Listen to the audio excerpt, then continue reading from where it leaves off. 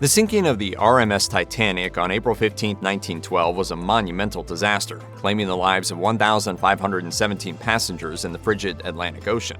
That epic status has led to countless misconceptions being repeated again and again as absolute fact, so let's try to separate fact from fiction.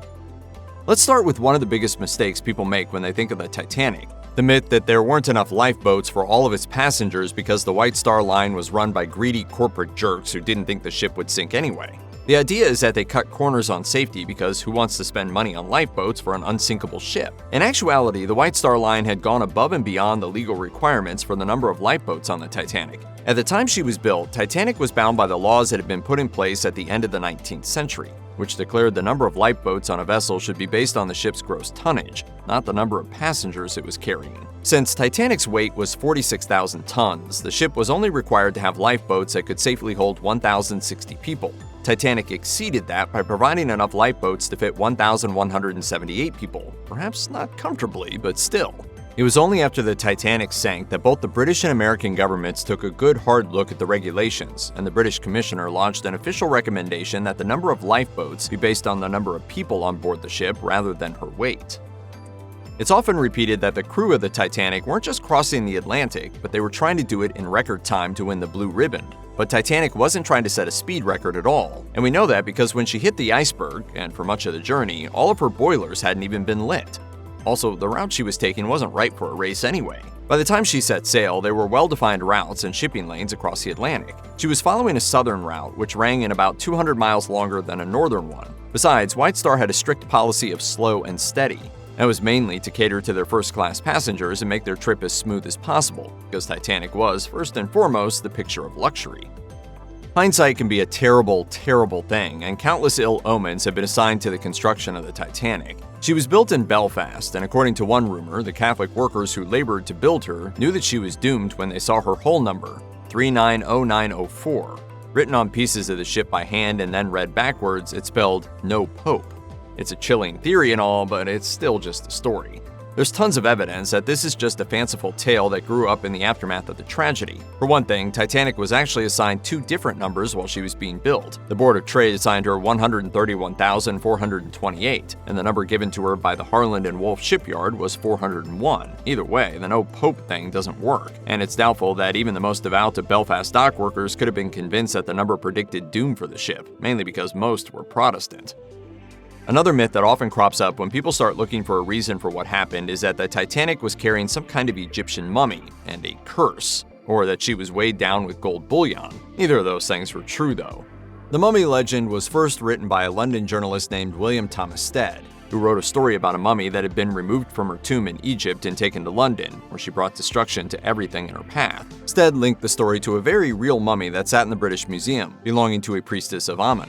So instead suggested that the mummy was a cursing machine, people ran with it, and when he later died on the Titanic, the mummy legend became linked with the sinking ship.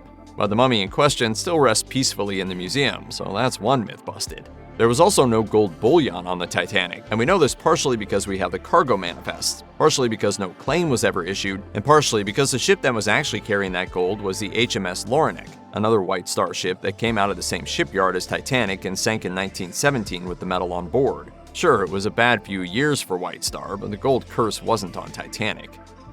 Another legend that's made the rounds is that when Titanic was launched and christened, the champagne bottle smashed against her hull didn't break. It's thought to be bad luck when that happens, and a sunken ship killing thousands is pretty much the definition of bad luck. Thing is, no champagne bottle was ever broken or not broken on Titanic's hull, because White Star never did the launching ceremony with any of their ships. The process of getting the ship out of dry dock and into the water is impressively complicated enough, and White Star apparently didn't buy into any pomp and circumstance or care about appeasing any ocean gods. Of course, given their track record, maybe they should have.